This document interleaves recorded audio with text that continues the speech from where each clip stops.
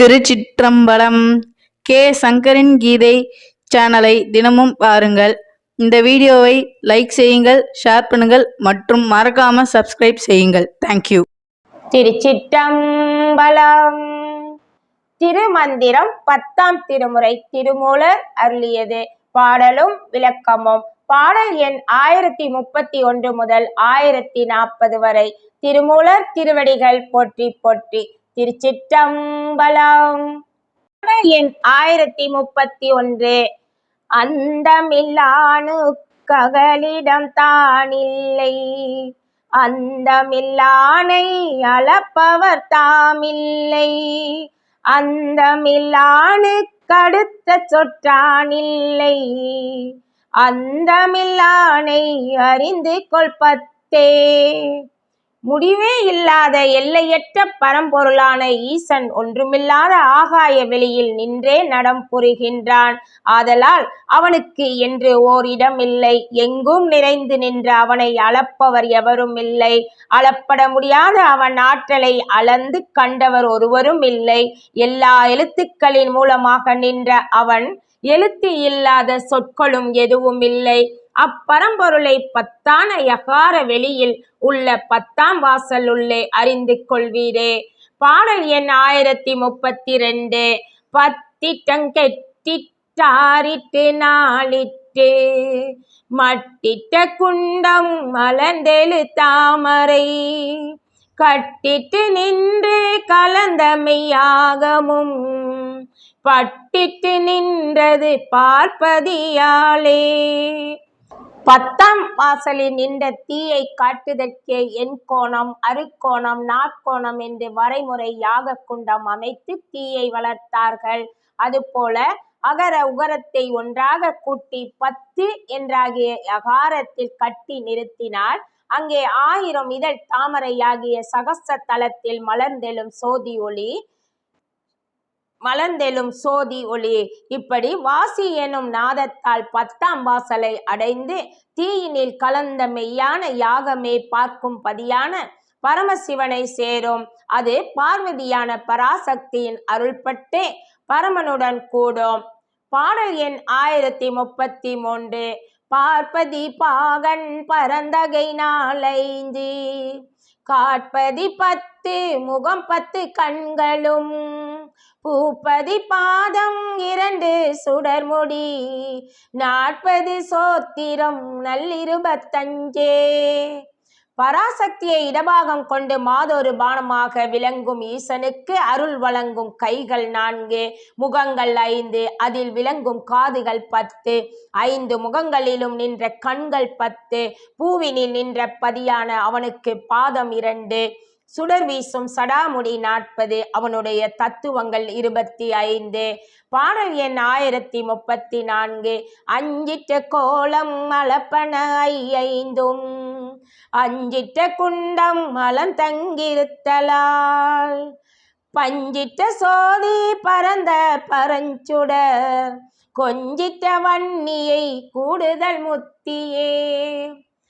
ஈசனின் வடிவம் 5 முகங்களை கொண்டது. ஈசனின் ஆற்றல்களை விளக்குவது 25 தத்துவங்கள். 5ம் அமைந்த குண்டம் என விளங்கும் சூட்சும உடம்பினில் சகசத்தலம் என்ற மலரில் தங்கி இருக்கின்றான் ஈசன். பஞ்சில் பட்ட தீயை போல் எரிந்து கொண்டிருக்கும் அப்பரஞ்சுடர் அங்கே சோதி ஒளியாக நின்று கொண்டுள்ளது. அந்த சிவ ஒளியையே சிந்தித்து அது வன்னியாக வலது பக்கத்தில் இருப்பதை உணர்ந்து அச்சோதி ஒளியில் பொருந்தி கூடுதலே முத்தி இன்பம் தரும். பாடல் எண் 1035.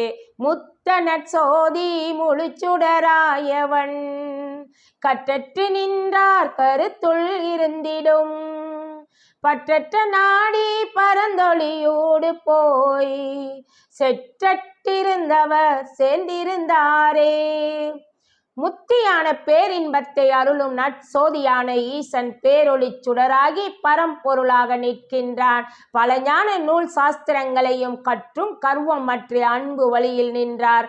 அறிவு நூல் ஞான ஒளியாக இருந்திடும் உலக பற்றுகளை அறுத்துவிட்டு அவன் திருவடி பற்றையே பற்றியிருந்து பறந்து நின்றிருந்த சோதி ஒளியின் ஊடே போய் சினம் நீக்கி சாந்த குணத்துடன் அங்கே தவம் இருப்பாரே ஈசனுடன் சேர்ந்திருந்தார்.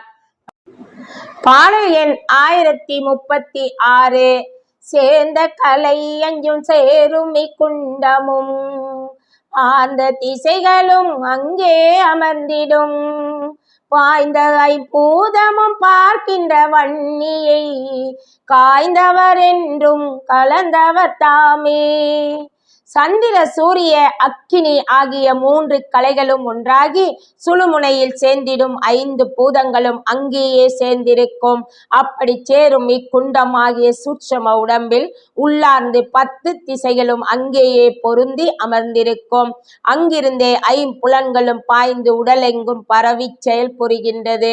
இவ்வாறு அனைத்தையும் பார்க்கின்ற வன்னியாகிய சோதி ஒளியே என்பதை அறிந்து அது ஓம் நமசிவய என்பதை உணர்ந்து அம்மந்திரத்தால் அங்கேயே 5 புலன்களையும் அடக்கி தவம் செய்பவர் என்றும் ஈசனோடு கலந்து இருப்பவர் தாமே. பாடல் எண் 1037.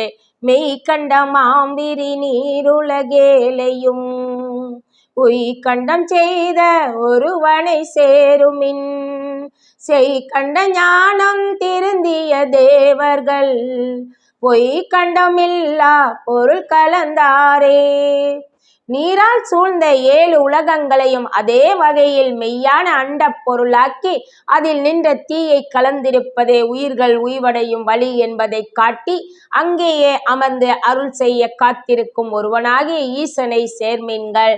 அவன் ஒருவனை மெய்ப்பொருள். அப்பொருளை கொண்டே தான் செய்த பாவங்களை அறிந்து அதனை எல்லாம் ஒழித்து திருந்தியவரே ஞானம் பெற்றார். அவரே மாயையால் வந்த பொய்யான அழியும் உடலை உணர்ந்து அழியாத உடம்பான மெய்ப்பொருளை கண்டு அதிலேயே கலந்து தவம் இருந்து தேவரும் ஆவரே.